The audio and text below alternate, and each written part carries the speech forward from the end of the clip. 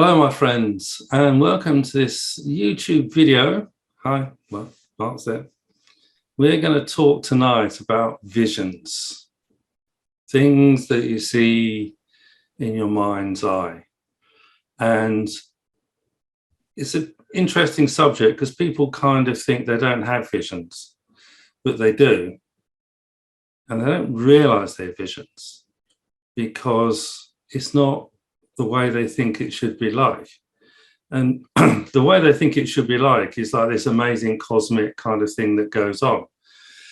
And the reason why it's not this amazing cosmic experience that people think it is because the people who wrote it bigged it up. They made it more than it really was. And it's basically done to intimidate students. They think, oh my God, this guy sees these amazing, clear, picture perfect with clear audio and everything else. And there's me, they just feel something. You see. So those experiences actually where you kind of feel something, they're the most powerful. The things that you thought, did I actually see it? They're the ones that give you the greatest insight, because if you can grab them and hold them, when I say grab them and hold them, it's in your awareness. It means you hold on to that thing that you almost missed because you're doing other stuff. You weren't still there. I'm going to see something now. It's just you're watching TV or talking about something, and these things happen. And these things that are transient, barely noticeable. In fact, the least noticeable ones you can have are the best ones. And when you can work on those energies, you'll find they transform into something that gives you insights into things that are going on. And sometimes they're actual things that no one wants you to see, but there's just a shadow of awareness to grab. Have you had that experience, Bart? Well, Paul, I kid you nothing, but this is the first experience of which you say it doesn't exist. I've had that. Yeah. And it was genuinely life-changing. Yeah. And it is. You think you're going, I don't know what it was. It was like a download, but it wasn't meditating or anything. No. It was in a out of the blue, all of a sudden moment. Yeah. But it was a mystical experience, and I can't explain what it was. And it was some weird contact with something. It's fine, a connection with something. Yeah. You stop trying to justify it. You know, you had it. Okay. No, not justifying it, but you just said like this is not important. But yes, this hard. was a major thing for me. Yeah, it is. Yeah, but it's hard to explain, and you're not supposed to. And these little things that you talk, I agree that this is true, because when you had an experience, you can't repeat it. You can never have it again. No. This is an experience you had, and this is like consider it an initiation you had. Yes. And once you've been initiated, you can't be initiated twice for the same thing. That's right. And these little things, these are actually the progress I think you make yourself. Your progress goes in little steps. But I and my experience, every now and then, every so many years, all of a sudden a shift happens, and you change like the dark night of the soul. I find that a mystical experience as well, because when you come out of it, you are not the same person anymore. Yeah. It's changed something in you. Those are the best experiences, and they're not looked for.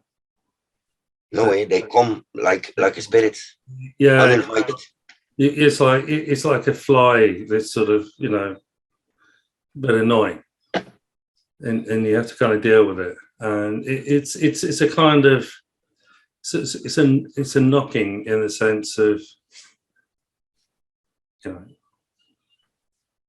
and you learn to just kind of grab those things. What happens is when you hold them, which means you keep them in your awareness, they start to subtly transform. Carl Jung said this, you know, any image you keep in your mind's eye will become animated at some point. And it either animates and transforms into other things, or it can actually turn into a spirit as well. And if you say, you know, who are you? And it'll tell you. They usually do. It's like a caption underneath the name. But what I did find important at the time, the thing is, when you're not into spiritual things and something like this happens to you, you think you're going mental. You think you're losing the plot. But when you know someone to talk to, it's a huge support at that moment. Right? Someone who can help you place what's happening to you. Yeah. And sometimes, you know, with another magician, the other magician noticed something, and sometimes you already have, and you think, oh, okay, they've noticed it, I've noticed it, we're going to have to do something here now. Yes. And it's usually a good thing anyway. But even if it's not, it's something that's going on that required you to know about. And basically you realize these subtle things happen pretty much every day. And most of the time we're not really kind of, because if you start sort of trying to look for everything, you're going to go mad. Basically, it's not a good thing to do. It's like another example I find is I've had books that I tried to read 20 years ago. The Zohar, it was, I think. 20 years ago, I forced myself to read the Zohar. And to be really honest, I understood nothing of it. But I read it anyway, you know, because I heard it was such a big deal. So I read it. And then for 20 years, I didn't look at any of that stuff. No. And after 20 years, I picked it up again. And it dawned on me. It's like during all those 20 years, in the back of my mind, my brain's been thinking about it. Wow. And it was, like that was how small it may seem, but to me, that was also sort of there's many experiences like this. You can hear a noise sometimes as well. Yes. You know, like houses, they have these sounds, don't they? And if you actually, you know, there's natural sounds that houses have sometimes, creaking or whatever. And there's also a particular noises, and if you focus on that noise, that also turns into something as well. Sometimes these things don't last, but it's the acknowledgement that you made on these things. Now, there is another school of thought on these things, and particularly with spiritualists, the spiritualist churches where people go to contact the dead. People say to me, do you contact the dead? I say, no. Why not? And I said, well, they're not dead, are they? They're still alive. Because that's why, otherwise, how could you make contact? Yeah, I got me Ouija board.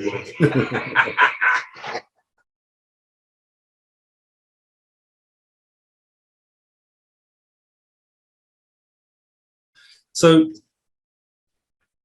the thing is, if you go to a spiritualist church, you know, there's the spiritualist is sitting on the stage, standing on the stage usually, and they're sort of saying, I see behind this person, is there a Mark or John or Mary? And there's someone standing behind, and they can describe that person. See, because what they're doing is they're giving proof of something. And to do that proof, they have to give as much information as possible to demonstrate to whoever is getting the message that this is your Auntie Annie, Uncle Fred. Or... Hey, excuse me, but is this, because I have to be really honest, the concept of spiritualist church, the way you describe it, that doesn't exist here in Belgium, I think. Really? Well, if it does, it's pretty concealed. Okay, well, it does in England. You know. That seems awesome. But it came out of the First World War. So many people were dying in the trenches. You know, so many loved, you know, husbands and boyfriends and brothers were dying that people wanted some kind of closure on things. And the function of the spiritualist church was to give that. And of course, there's the American kind of spiritualist stuff, which has often turned out to be fraudulent as well, table turning and all that kind of stuff. Yeah. We're not talking about those things. But there is this spiritualist thing. The thing is that, oh, you know, she's thinking of you, and there was a letter behind the mantelpiece, and and it gets kind of poo-pooed a lot by people who think they can say it's a fraud. I'm not coming from that point of view. No, me neither, because, all right, there is a lot of frauds. Yeah. It is. Come on, be honest. There is a lot of fraud. Absolutely. But I mean, But I'm not some of them are the real deal. Yeah, but this is not I'm not here to prove one way or another. I just want to make a point that. What do you believe? Well, no, the thing is, by focusing so much on the image to give that personal identification, one, the message is trivial, or it's important to that person, but you can't do anything with it. It's too far gone down the route of manifestation. Okay? Never mind the fact that these people who go to church and these spiritualist churches, they could actually do that themselves. They can actually communicate with the departed, because we only see them in dreams, we feel them around us, or we feel them in our hearts. You know, I know, but it's not easy, Paul. I know everyone can do this. I've had moments myself when I could do it. But it's not. Yeah, but it's easy. You know, people think, oh well, I can't because they're in heaven, and therefore, if in heaven, I can't see them because I'm here. I'm not in heaven, but heaven doesn't exist. So all these things do. And, you know, when people ask me sometimes, because I say to them, well, where do you think people go when they die? And they say, oh, well, it's simpler. Central database. Simpler than that. Basically, nobody knows. Nobody knows where we go when we die. But our experience is, you see them in dreams, you see them in our heart, feel them in our heart, you feel them around. Is the difference between... You cannot prove any of those three experiences. You're not supposed to. Any more than you have a dream.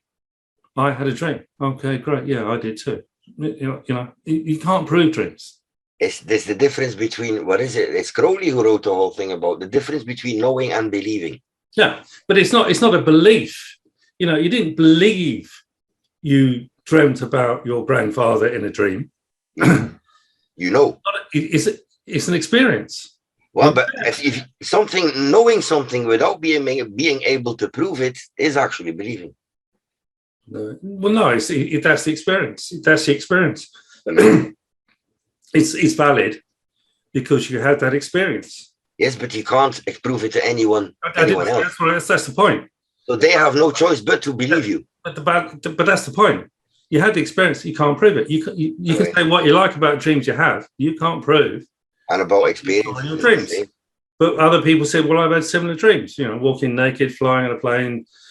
These things. People have them. Yeah. No one's interested.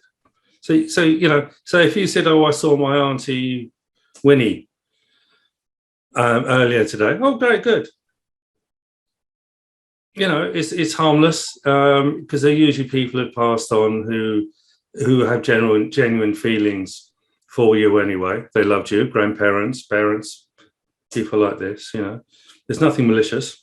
I've had conversations with departed loved ones in dreams that were really revealing, but relevantly revealing. Yeah, because they're there for a purpose.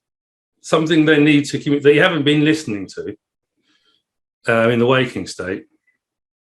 It now needs to be told in a dream. You know, quite often people see people and say, "Oh, you know, you see in dreams." They say, "Oh, recently I did." I mean, sometimes it's almost like this. You know, the person's party say, "Go and see a psychic, go and see a tarot reader or something." You know, if you have the experience, you have the experience. You know, that's fine, that's good, but these things, you know, these things are different from what we've been talking about right at the start. These transients, these things that did it happen or not, they're in a blink of an eye. They're gone. Or if they're very persistent, they'll come back again in a slightly different way. So, and then eventually you'll cotton on and then do something about it. So those are the powerful ones. The weakest ones are the ones I've just described that you get at Spiritualist church, because it's just, oh, that's interesting. My uncle sent me a message. Great. He hasn't departed. He's still here. Isn't that reassuring? That's their function. So there's no power in that except to give reassurance to the person who's receiving the message. And you can do it yourself anyway, so it's not a big thing. So here we are. So the other thing is a correlation with all of this is that flashy, cosmic, mega, oh my God, jaw-dropping, flashy cinemascope experiences, they're not much use either. No, and they're never fun though. You think you're going loopy. Yeah, and they're not helpful. They don't get you anywhere.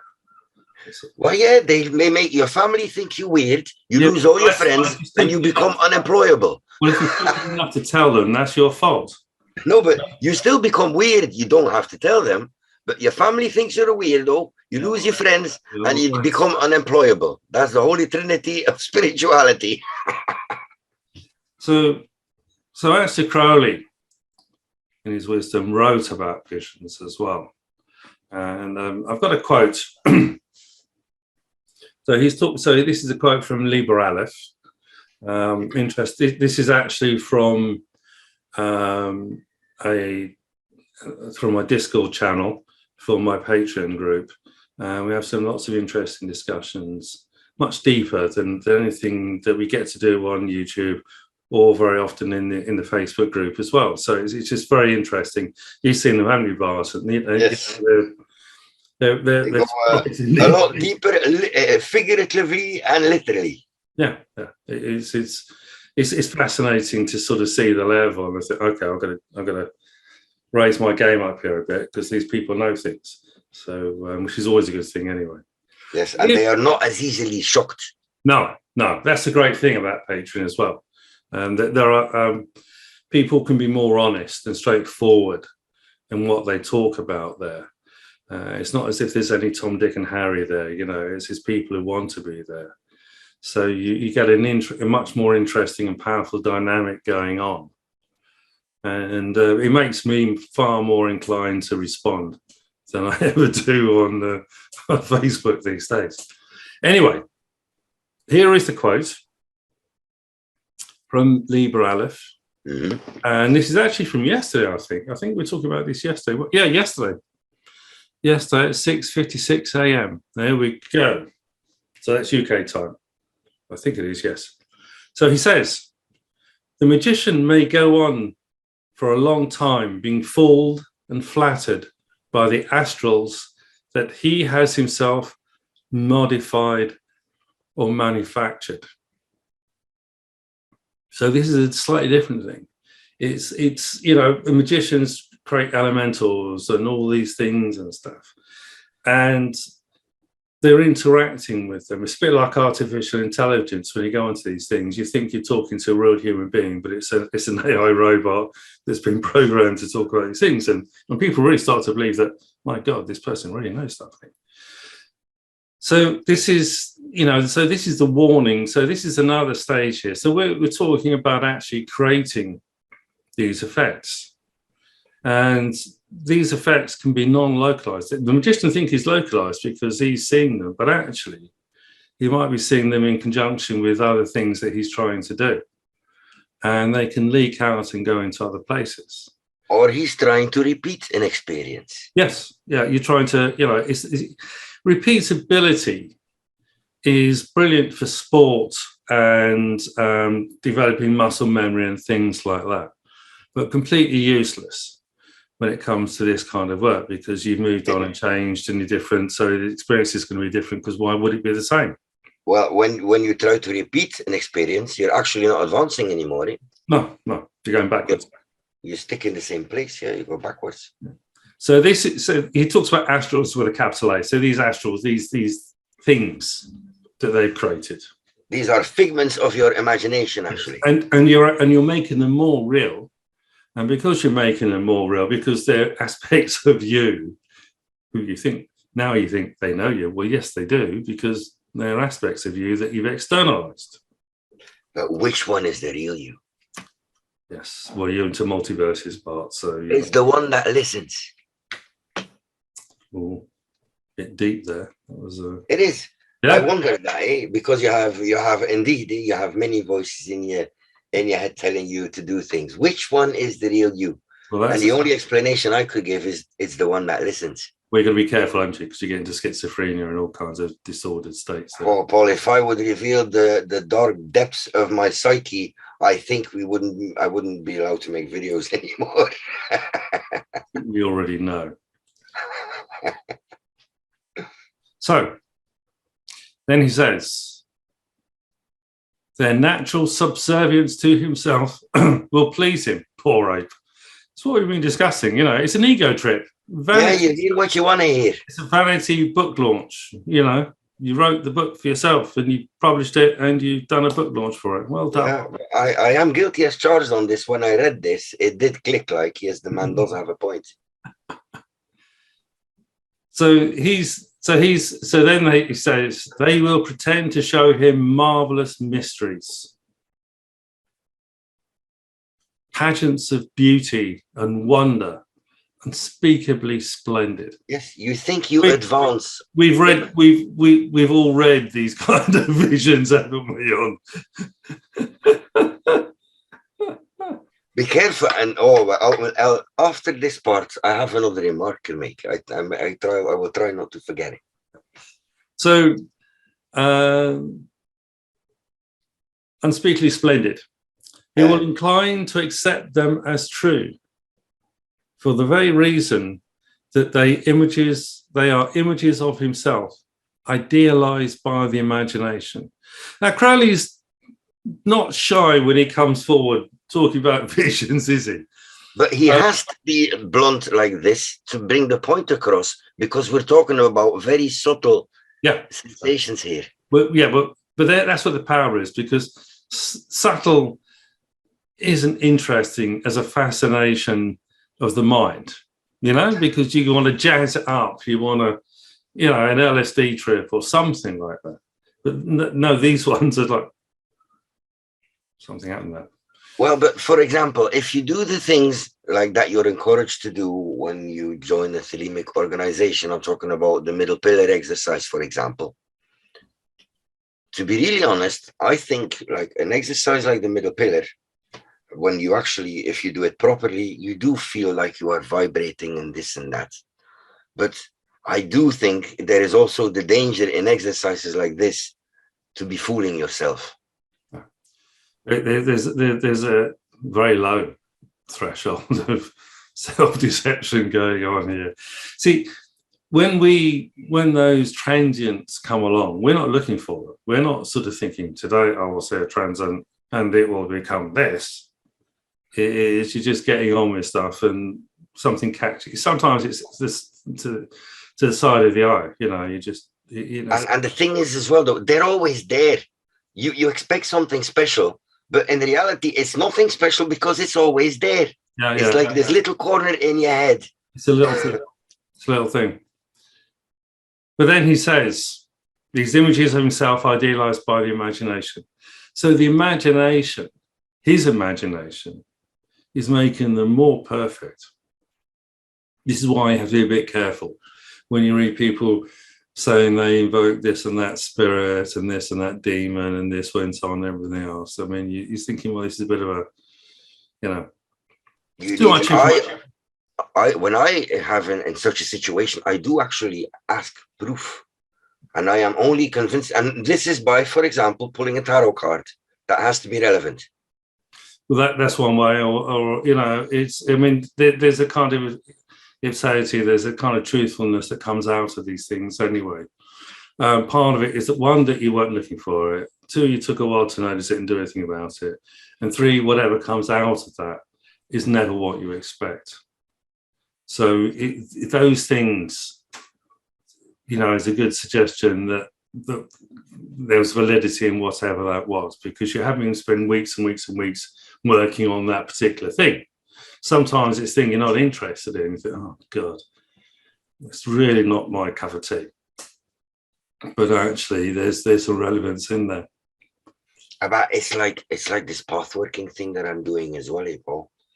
Some cards speak to me very easily, really. After 2 or 3 days of studying them, they speak to you. And like now, the death card, I've been on it for 2-3 weeks. I mean, yeah. And so what happens is you try to make it happen. Yeah, it doesn't work. But you can't force it. These are these pathworking videos are on Patreon as well. So we really get into things, and it's very interesting, the things that Bart's finding out and expressing in these subjects. So this is kind of the depth that we go into on those things. So it can be a bit annoying talking about things that people aren't able to see at the moment. So we can't go too much about them. Very annoying. Then it says, but his real progress will stop dead. I've said that already, but I'm just reprising, I've gone back to where we were.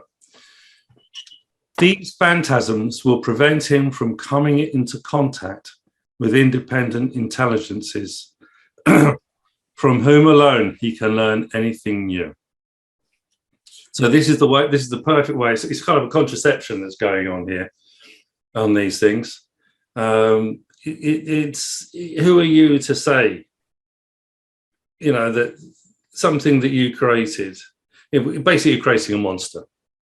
These are the things about him. An illusionary monster. Yeah, illusionary, because it's like deciding who's going to teach you advanced physics or mathematics. It's not for you to decide. It's for you to do the work to get to a certain level in university where you'll have a lecturer who will talk about this subject and you may understand. You don't pick someone that you understand already, because that's not progress, is it? I've told you earlier, when I was joining Astrum Argentium, I had to read Miguel de Molinas, The Spiritual Guide. Mm-hmm. And the man describes, of course, he hides it behind the whole thick layer of Catholicism, but he describes the ascension of the spiritual path, the great work, name it what you want. And so the way he describes it, really short, is he encourages people to meditate, to pray within themselves. And he says, normally when you start doing this, at first, you will have a few wonderful experiences. The first steps on the ladder are not too difficult and are really wonderful. But then you get this phase where people come where they want more of these. And so according to the Molinos, he says, now normally comes a really boring phase where like your mind is trying to discourage you from continuing because there's nothing happening. It's like then what he describes, then you come actually into the dark night of the soul and you have to die and be reborn again. But after these first amazing visions, you have nothingness. And he says the trick then is not to give up. Keep calm and carry on. Keep calm and carry on. Exactly. Yes, well put. So, that's another aspect to these things, because it is a journey. So, where are we? Before you learn anything new. Okay. He will become increasingly interested in himself, imagine himself to be attaining one initiation after another. This is really stuff. I'm an obsessive mess. And then you keep that magical diary, and then when you look back in it, you go, bloody hell, I'm so psychic, I'm clairvoyant. Yeah, it is. I admit, mea culpa.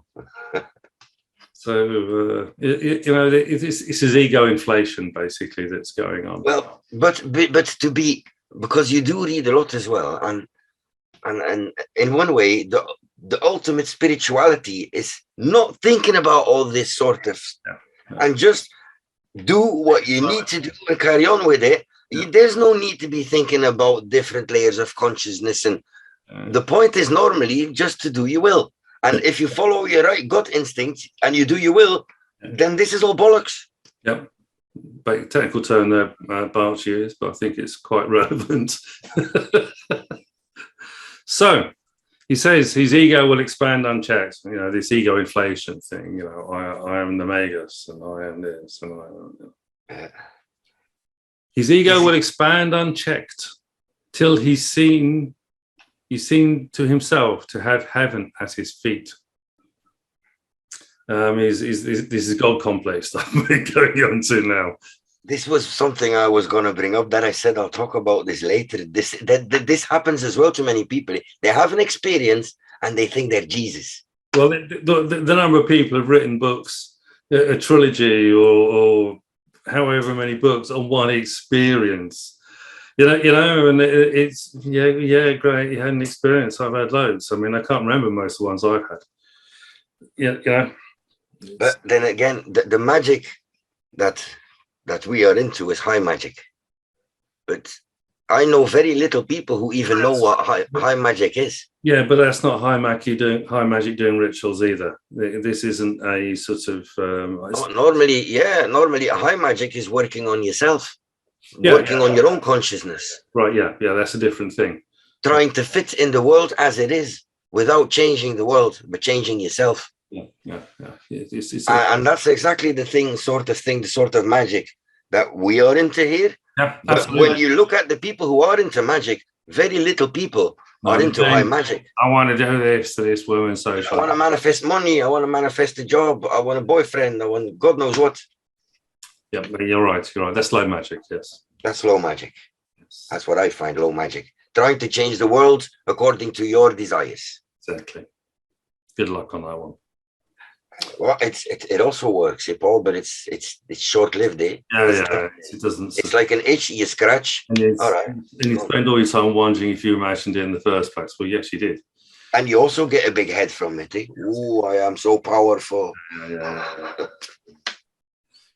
And he finishes, yes, all this will be nothing but his fool's face of Narcissus, smirking up from the pool that will drown him.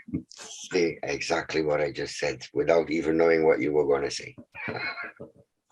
But it is when you read all these books about the left-hand path, for example. Yeah. This is all, it's like a balloon. What is a balloon? A balloon is a massive, big pile of air with a bit of skin around it, and they think they're big. Yes, prick it. No, this bit. So in order to have these experiences, you need energy. And I'm going to rate it back now to tarot readings. Okay, so it's something I've noticed. People walk in at a very low energy level from whatever they're going through and things like this. They don't believe in themselves. They don't believe in their own perceptions because they've been told they're stupid. Don't believe in tarot. Yeah. So I don't care about that either. I don't believe in tarot either. I just do it. It's nice though when you can, when you see a non-believer and you read their cards and how their eyes they start believing. Well, yeah, but I'm not talking about believing. I don't care what they believe. No, I know what you mean. Let's say their mind opens. People don't even know what they believe to start with, let alone, there's no point. Well, in the way I do readings, there's a dialogue. And part of that process of the dialogue, is to help them validate their own perceptions, their own knowledge, their own insights, all the things that no one is giving them in their real life. Okay. And it's interesting when you see their levels rising, and you can see the body language change. They sit up and they're focused, and they're on what's been said in their life and everything else. And you see their perceptions kick in. They're remembering things about these situations that they've forgotten about, and they're filling in the gaps of the poor me victim. This is going on, that was going on, and they start telling you of those things that are cogent, that are powerful, are empowering in their lives, that when they walked in didn't exist. So this is not an imaginational thing going on here either. It's that when your levels rise, you automatically start remembering things that are relevant, and you start talking about them in a situation. And there's an interesting thing goes on there, because sometimes I'm I'm looking, just not looking like that, but just looking at the cards and thinking, oh, that card, and then they start talking about the cards that are there. You know, they don't realize they're doing that necessarily, but it's part of this thing is that the way the cards are laid out, they are describing the energy of what those cards are, and often adding to bits that I hadn't quite figured out, wasn't quite aware of myself. So then you're getting this interaction of, we'll say visions for the sake of convenience, because the powerful visions we're talking about, you can't write down. No, and the visions you are talking about, and that's it. But the thing you are talking about now is necessary for putting the reading in perspective. Yeah. So their visionary abilities, if you like, are coming back. I mean, how long that lasts after reading, that's another story. But you know, if you can help them believe in their perceptions, you know, because 99% of the time I'm talking to women, and as a woman, your experience is nobody bloody listens. This is the thing. I agree. This is why I believe so many people, when you say they change their with you, because when you read, when you do the reading, you notice that nobody ever listens to them. No. And so the things they are telling you are things that they can't tell to anyone else. Yeah. And in part of the job, I'd say it's okay to feel like that. You should be thinking like that. You know, it is, you know, feeling that you want to kill everyone. Yeah, because you know, you don't actually go and do it like some idiots, you know, with a submachine gun and all the rest of it. But you know, it's having that thought is valid in the sense that people feel like that. We all felt it. We want to kill someone, but you know, it never gets anywhere near that thought. Just like I have that as well, and mostly with ladies, when you do the reading, that you get this feeling like you are capable of so much, but you don't believe it yourself. No. So, but we, by myself and others, you know, we're in a situation where we do have those visions. We do have the belief in ourselves to figure out what that vision is, and sometimes those perceptions take months or even years to develop into something. It's not necessarily an instant thing, although often it can be, because it sort of develops into something and it's immediate. And you've got to think, oh, well, this is, you know, I've got to do something about it. It's in your face. It requires immediate action. But some of these things do take a long time. So these visions are there to empower and inform and give you insights and ways of dealing better with your life and with other people as well. You can't prove it, but if you go on those things, you'll find your life is enriched in ways that you couldn't imagine before. Yes, Bart. Well, there's this thing, I have this opinion that I formed by myself a long time ago, and now lately, a few times I was reading about alchemy and the things that we are seeing now. When you are busy at working at yourself, you have, I'm a Cancer. I have very much highs and I have very much lows. I can be very euphoric, I can be very depressed. But the rule I have made for myself a long time ago is when I feel depressed, I don't care. I don't want medication. I don't want Prozac. I don't want anything to how do they call, equalize my moods. I don't want that because it blocks messages. Yeah. And you don't make real progress. You just stand still. Oh, that's right. You have to learn from these experiences. I mean, one of the key things is to find some people who are having similar experiences and who can help you validate it. Validating in this case means, well, if that's what you saw, that's what you saw. What did you do with it? Did you do anything? Did you put anything? Did you? This doesn't mean that people should stop taking their medication, though, Paul, because people have had traumatic experiences and are genuinely damaged. Yeah, but Bart brought in the medication thing.